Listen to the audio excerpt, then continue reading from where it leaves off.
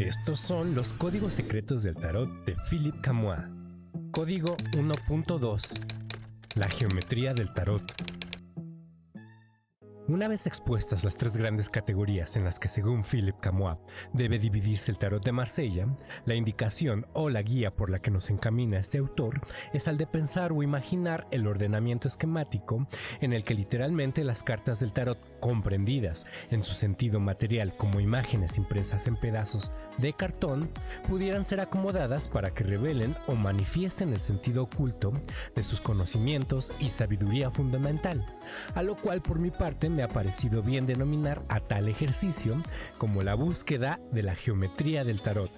dado que, por un lado, un término como este hace referencia muy bien a las distintas propiedades que podrían configurarse por el hecho de acomodar a las cartas del tarot bajo el orden de determinadas figuras o estructuras, y también por otro lado es un término que sugiere que con las cartas del tarot se puede construir una especie de mapa o de imagen que exponga las dimensiones, los senderos, las encrucijadas o los contrastes de este tan misterioso espacio humano al que el tarot, pero también las personas en general, llamamos como mundo,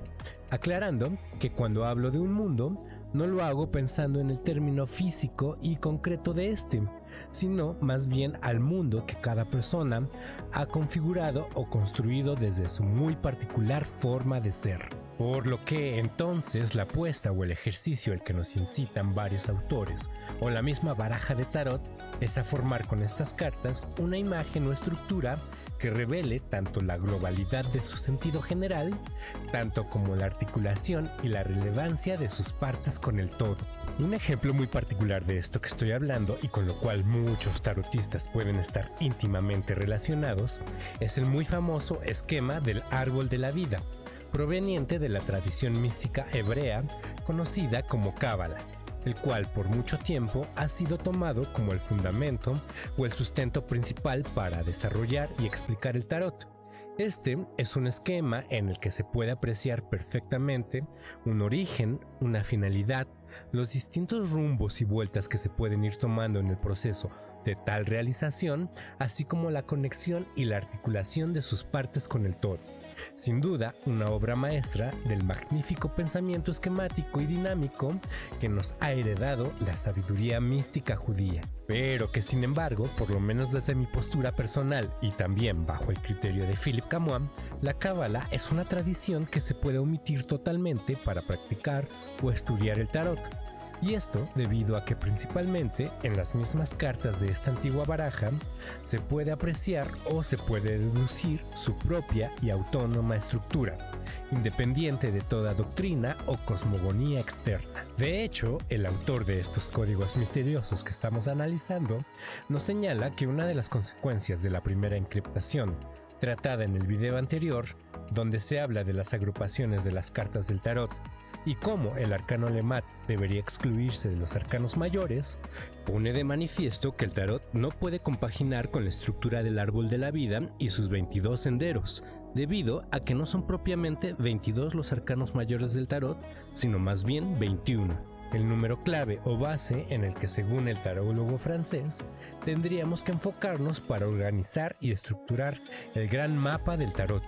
Así que si hasta este punto estamos de acuerdo con Philippe Camois y sus estrictos 21 arcanos mayores, tendríamos que preguntarnos qué formas o figuras podríamos armar con 21 cartas, así como también todo lo que implica y se deriva de los ordenamientos que puedan surgir a partir de este punto. Desafortunadamente y también algo desilusionante fue el hecho de encontrarme con que la organización que Camois adopta para fundamentar su teoría acerca del tarot es el nada novedoso esquema rectangular de 3×7, es decir, acomodar a las cartas del tarot en una agrupación plana compuesta por 3 filas y 7 columnas, con la única diferencia de que en este esquema, bautizado con el mismo nombre que el de su creador como esquema Camois, el mago se sitúa en la esquina inferior izquierda y el mundo en la superior derecha, añadiendo al arcano Lemat a la izquierda del mago para que con esta suerte se revele el sentido o la finalidad del sendero del tarot manifestado desde el punto de vista o perspectiva del peregrino o jugador representado por el arcano sin número. esto es, hacia lo alto y superior de la evolución. Pero, aunque el esquema que nos presenta Camus en primera instancia no proponga un sentido más profundo o distintivo en comparación a los formulados con anterioridad, lo que pienso que sí se podría rescatar es el esfuerzo o la vía tan minuciosa de ir decodificando y armando las razones o los argumentos para afirmar que determinada organización se adecua más al sentido global y fundamental del tarot, aunque repito, esto tan solo por el valor que tienen este tipo de propuestas encaminadas a revelar la lógica del tarot, porque para ser honesto, las pruebas que Philippe Camus propone tampoco llegaron a parecerme lo suficientemente evidentes o sólidas. Por un lado, se alude simplemente a la gran relevancia de los números 3 y 7 a través de las distintas tradiciones filosóficas, religiosas o alquímicas. Por ejemplo, el número 3 que alude a todos los misterios de las Sagradas Trinidades, así como también a los 3 escalones de los rituales o procesos iniciáticos. O el número 7 que pone de manifiesto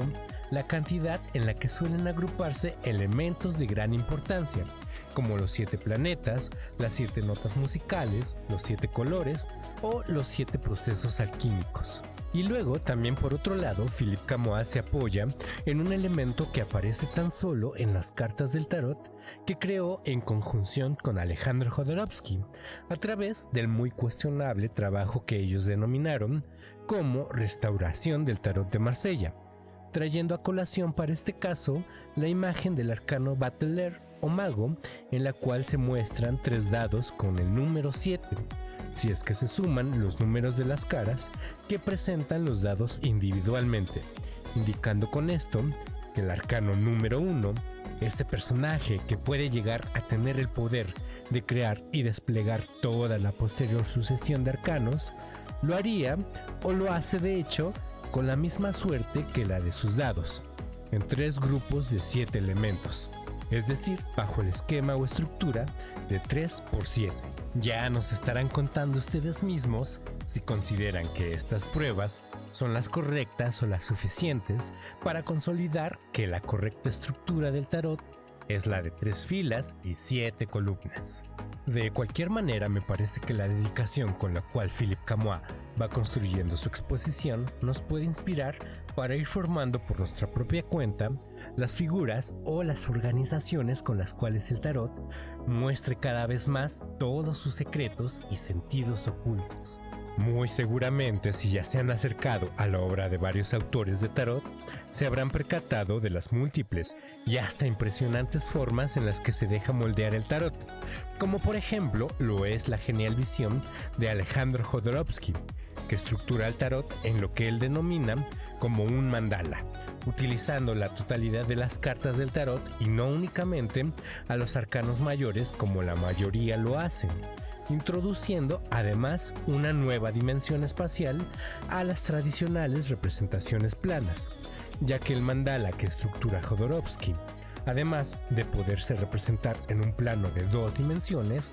lo hace también en un esquema de 3, como el que están presenciando en pantalla. De momento, y para seguir avanzando con nuestro tema y con el estudio del libro de los códigos secretos del tarot, les propongo que le brindemos el beneficio de la duda a su autor para tomar por cierto el esquema o el diagrama que se nos propone desde ahí, ya que se nos advierte también que además de lo dicho en este video, todavía hay más pruebas y revelaciones que ponen de manifiesto lo adecuado que resulte el acomodar a las cartas del tarot de esa manera. Así que todavía no se desanimen, hay muchas pistas más que indagar al respecto. Aún así, como ya saben, el propósito de estos videos es siempre la invitación a que expongan sus ideas, a que debatamos sobre lo tratado o a que nos compartan información que amplíe más el mundo del tarot.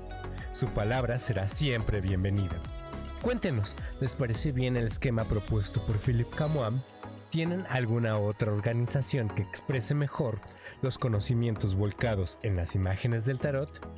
Tal vez ninguna de las halladas hasta ahora les satisfaga y crean que aún nadie ha dado con la verdadera esencia geométrica del tarot. Les puedo compartir que mi organización predilecta es la de acomodar a los arcanos mayores del tarot en 2 grupos de 10, dejando de fuera tanto a Lemat como al mundo. Si gustan que les explique el porqué de esto, díganlo en los comentarios para que haga otro video.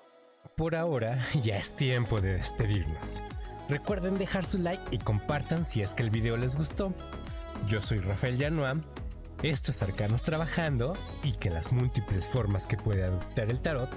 nos sigan inspirando a moldear una y otra vez la estructura y dimensiones de nuestro destino.